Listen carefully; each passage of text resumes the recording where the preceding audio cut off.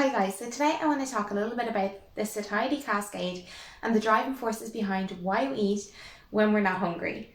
I think when we get caught up in an identity such as being an overeater or a nighttime eater or a sweet tooth or a savory person, it's sometimes disheartening to unravel those habits and behaviours when we can't understand the processes that are driving behind them.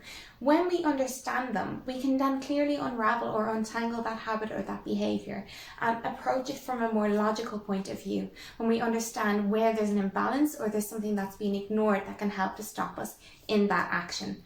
So understanding the satiety cascade, it's a complex relationship between psychology, physiology, biology, sociology, everything that's around us.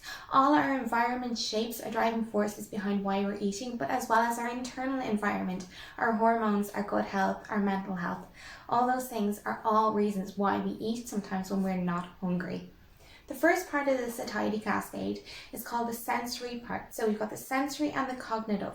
That's where our values, our beliefs, our intrinsic systems all kick into play, as well as the size of our meals, our visual cues, our taste perception, our expectations, the reward.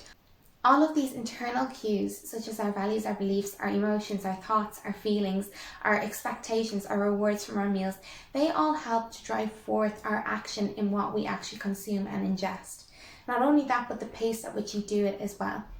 We then enter into a place where we are in a post-ingestive or post-absorptive phase, and that's where physiology and biology kicks in. Our hormones kick out hormones like CCK, NPY, PPY, GLP-1 and insulin, all in response to the foods that we've ingested, depending on the quality and the size of our meals.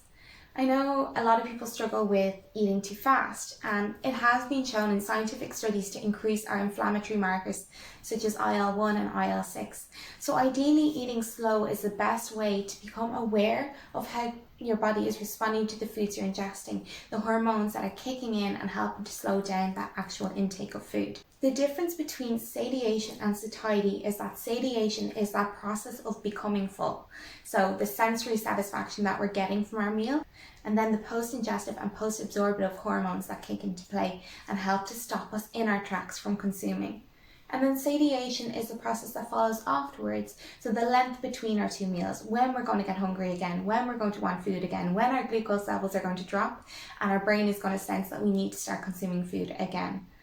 Now, some nutrients are more satisfying than others, things like fibre. So fibre can help to speed up the satiation process, meaning you get fuller quicker. And that's because of a mechanical response as well as a physiological response to that ingestion. So mechanical being our stomach stretches, the sensors on the outside of our stomach send signals through the vagus nerve to our brain to tell us that we are getting full.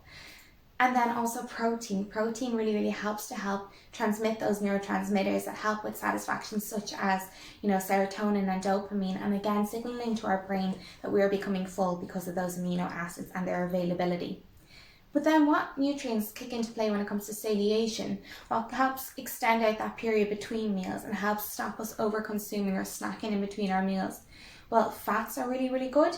Now, the only downfall with fat is that it actually isn't that satisfying in the earlier part of the process, meaning that, you tend to over-consume that nutrient, take in more calories than you actually need, and then you end up over-consuming. But yet, it helps keep you full for really long, so you're more likely to not eat for a long period of time. And then carbohydrates, not so satisfying, and they don't give us that long extended period in between our meals that we feel full for. So intelligently choosing what's in your meals. So having a fibrous rich meal with protein helps to speed up the satiation process, helping us to stop consuming calories quicker than if we were eating something that doesn't give us those quick kick-ins in satiation.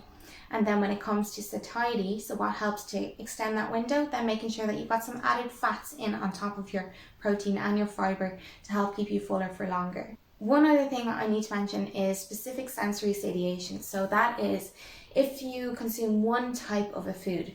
So let's say carrots, for example. You have lots of carrots, you reach your satiation levels very quickly because you've satisfied that sense or that taste for carrots.